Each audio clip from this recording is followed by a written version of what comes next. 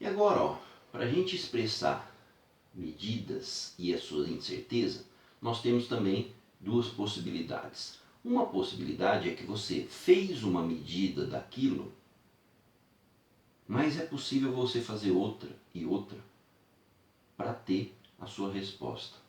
Então, por exemplo, você está lá, né, acompanhando um processo de produção numa empresa, o pessoal que é do controle da qualidade, e ele pega lá, sai da linha de produção, uma determinada peça que tem um tamanho, ele mede, aí ele pega a próxima e mede, ou seja, como ele vai falar qual é o tamanho da peça que está saindo?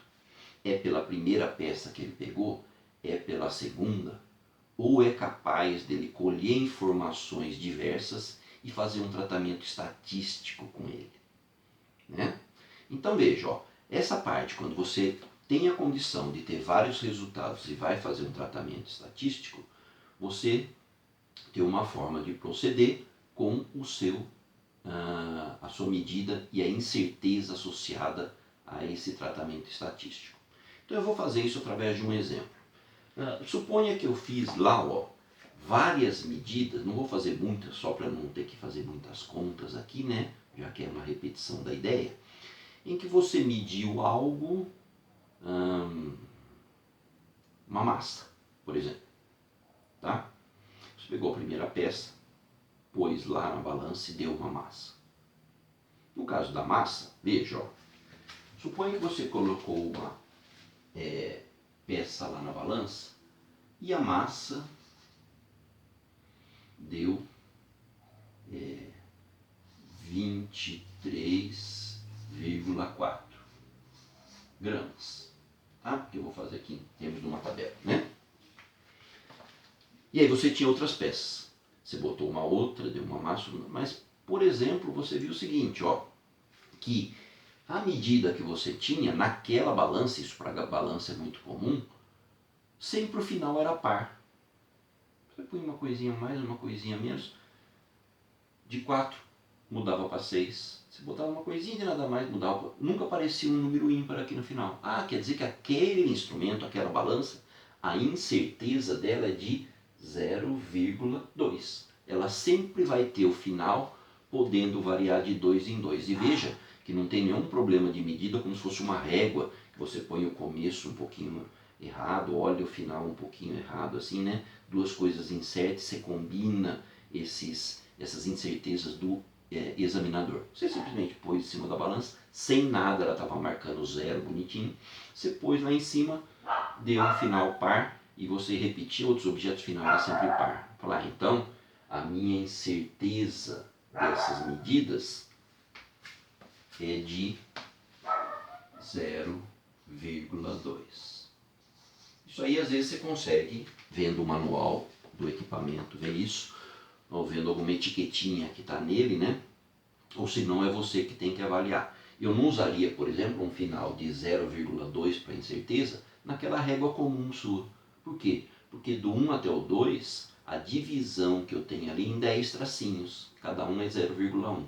Posso usar até menor que isso, se eu achar que deu no tracinho ou deu entre o tracinho, fazer metade dessa menor divisão. Tá? Então, 0,2. Aí uma outra medida que você fez de uma outra peça lá, ó, deu 23,6. Também tem essa incerteza de 0,2. Uma outra você fez, deu 23,2.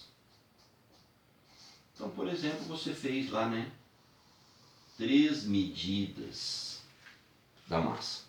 Mas eu quero pegar e escrever qual que é o valor médio desse resultado. Tá?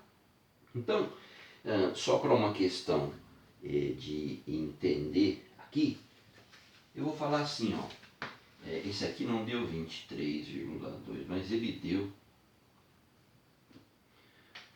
23,0.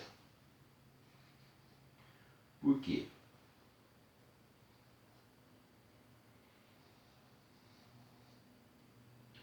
Porque se eu peguei 4 pus 2 a mais, peguei 4 e pus 2 a menos, lógico que ficaria mais simples, né?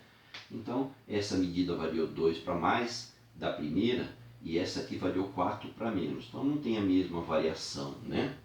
E que eu não teria nenhum problema. Por quê? Porque eu estou medindo um outro objeto que eu estou imaginando que está sendo produzido de forma igual, né? Então, essa ideia é simples. A gente pega lá numa linha de produção de uma empresa que faz ração para gato, para cachorro, pega aqueles pacotes e vai ver a massa deles. Lá no pacote está escrito 1 kg. Se você colocar numa balança, não vai ter exatamente 1. Mas se você pegar vários pacotes, também eles não terão uma massa igual. Imagina a quantidade de ração, se cair 2, 3 bolinhas a mais lá, a balança pode pegar isso num no outro, né? Mas o fabricante diz que ali tem 1 kg. Então ele tem que ter uma certeza, por quê? Porque ele fez um cálculo de média, tá? Então a primeira coisa, gente, ó, para expressar o seu resultado é fazer o cálculo da média. Qual é a média? A gente costuma escrever como x barra. O x barra é a somatória dos seus xi, x1, x2, x3, quantas eu tiver, de i igual a 1 até n, e pegar esse somatório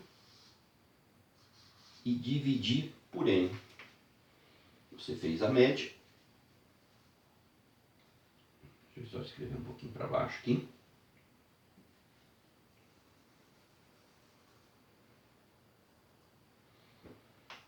Que é a média comum que você faz. Se você fez 3 avaliações, e aí o professor te fala, é a média aritmética, você soma as 3 e divide por 3. Então você soma n provas para dividir pelo número de provas, né? Então, a primeira coisa que eu faria é o cálculo da média. Qual é a média? Somatório do xi é o x1 mais o x2 mais o x3 é 23,4 mais 23,6 mais o 23,0, tudo dividido por 3.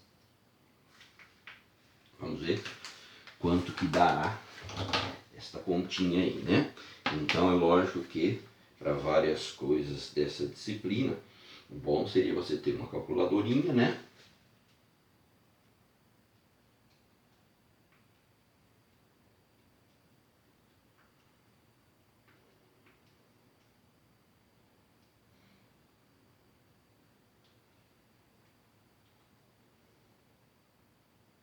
E a conta dá 23,3333. E aqui tem duas coisas importantes, ó.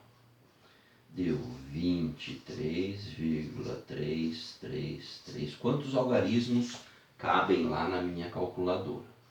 Tá? Centímetros, né? E aí esse cálculo da média, logicamente que você vai falar, não, pera lá. Se a minha incerteza é de 0,2, é uma casa depois da vírgula, então eu tenho que pegar, mexer nesse número com uma casa depois da vírgula. Ainda não, tá? Por quê? Porque você não sabe qual que é a incerteza estatística. Essa é a média estatística, então vai ter uma incerteza estatística. E aí você vai poder analisar o seu resultado final, tá?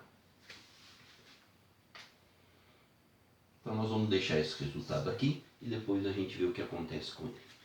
Próxima etapa, que aí você faz na sua própria tabelinha, pode ser, se você calculou a média, faça as diferenças entre a média e a sua medida. Então vamos lá, nós vamos fazer aqui quem é x barra menos xi em módulo. Tá? Na verdade não interessa se é maior ou menor, o que interessa é a variação que está ocorrendo. Por quê? Porque, na verdade, isso aí vai entrar num resultado onde ele estará ao quadrado. Então, se ele está em módulo ou não está em módulo, que fizer ao quadrado também resolve o problema, né? Então, veja, ó, 23,4 23,333. Qual é essa diferença entre eles? A diferença entre eles, põe na calculadora aqui, menos 24, 0,6666. No final, minha calculadora pegou o último meia que tinha e transformou em 7, certo? Mais é 0,6666.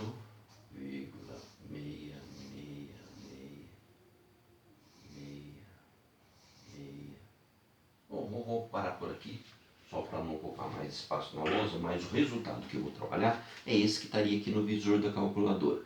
Você vai ver que não é necessário que você trabalhe com tudo, mas é um problema se você resolver arredondar ele de cara, tá?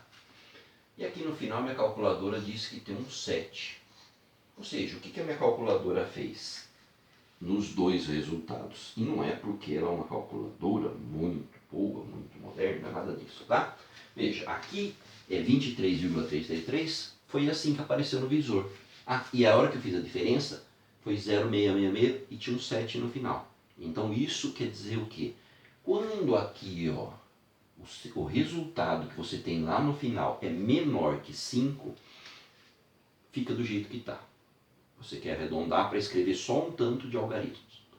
Quando aquele resultado lá no final, o último número que você quer lá descartar é maior que 5, você acrescenta 1 na frente. Então tinha um 6 que foi jogado fora, que não coube no visor, então no da frente ele pôs um 7. Só para falar que o que ele estava jogando fora era maior que 5. Tá? E aí, no caso de baixo, 23,6, eu vou fazer a diferença entre ele e a média também.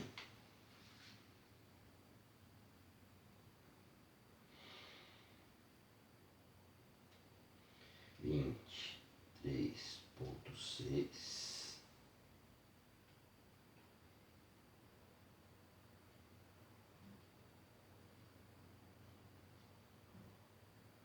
menos ponto menos 23,33333, 0,2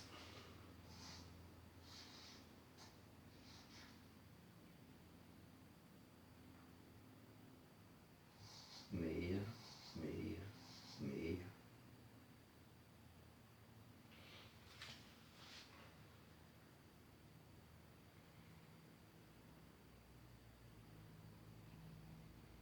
Aqui em cima acho que tem um problema, né?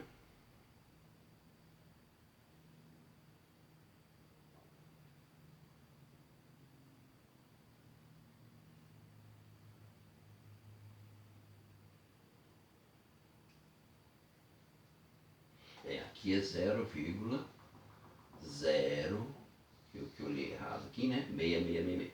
Por quê? Porque se de 4 para 6 tem 2 a mais na primeira casa, então aqui tinha que ter 2 a mais. Como apareceu 2 aqui, desconfiei que alguma coisa estava errada aqui, certo?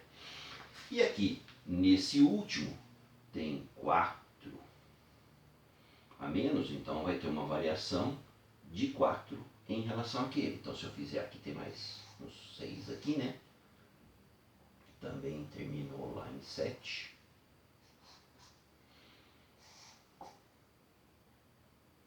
Como está em módulo,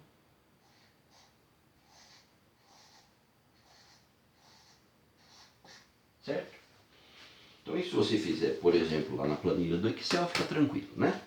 Então eu fiz as diferenças, certo? Qual que é a minha incerteza associada para aquela medida, o chamado desvio padrão, S? Ele vai ser, ó, a raiz quadrada de 1 sobre n menos 1, n é o número de medidas que você tem. Tudo isso aqui multiplica o quê? O somatório de x barra menos xi ao quadrado.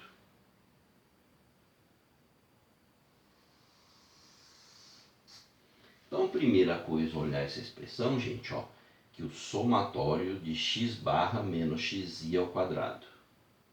Você fez a diferença entre x barra e xi? Fez.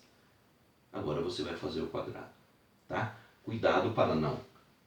Primeiro somar tudo, soma os 4 valores, depois faz ao quadrado. Não é isso que a expressão está dizendo. Se fosse, o quadrado pegava o somatório junto. Não, ele pega só esse termo aqui de dentro. Então, no próximo termo aqui, ó, a gente vai fazer x barra menos xi ao quadrado. Pegar aquele resultado anterior e fazer ao quadrado. Para cada um deles. Por isso que é bom a gente fazer lá no Excel, né?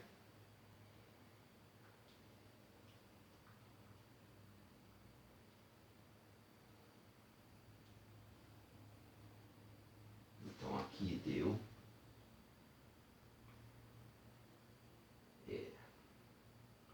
0,00444. Tem mais coisa. Acho que a gente não vai precisar mais que isso. No segundo, ponto 2 ao quadrado, 0,07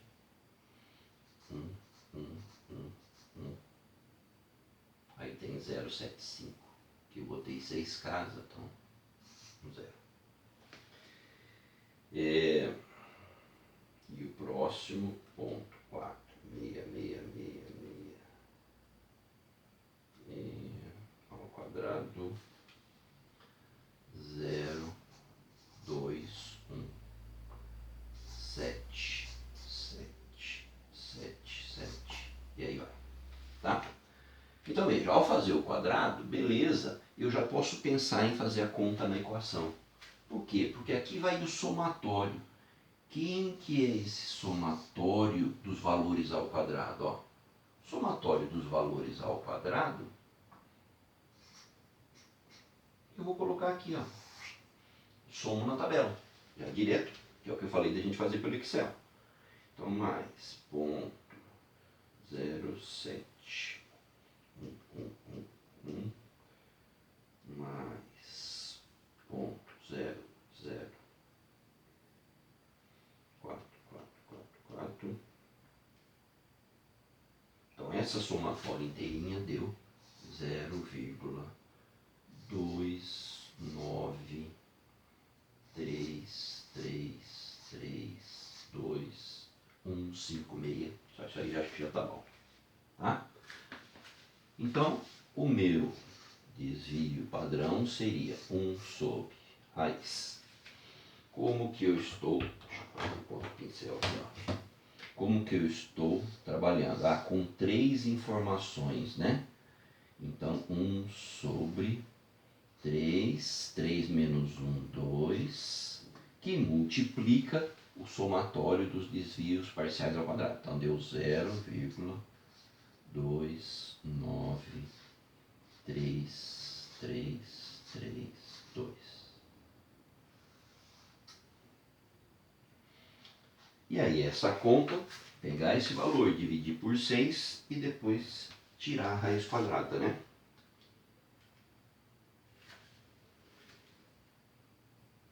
Foi errado aqui, ponto 2, 9, 3, 3, 3, 2,